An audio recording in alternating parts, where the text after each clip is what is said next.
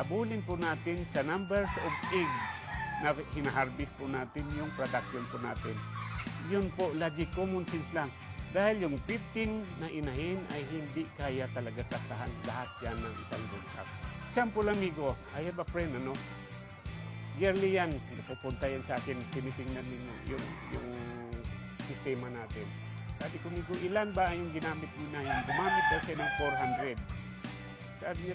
Sabi ko, ilan ba ang na-produce mo taon-taon? 800. Sabi ko, masaya ka na? Sabi niya, madami na. Laki na nagastos. Pero amigo, ibigay ko sa iyo yung ratio. Every head nagpo-produce ka lang ng 2 stock. So, wala. Lugi ka diyan. Pero nabigla siya. Dahil kasi dito po sa ARL Game Farm, talagang bilang lahat yun. Okay? 3 months po yung breeding time natin. Mag-start lang tayo sa December, January, and February sa isang inahin. So, bigyan natin sila ng time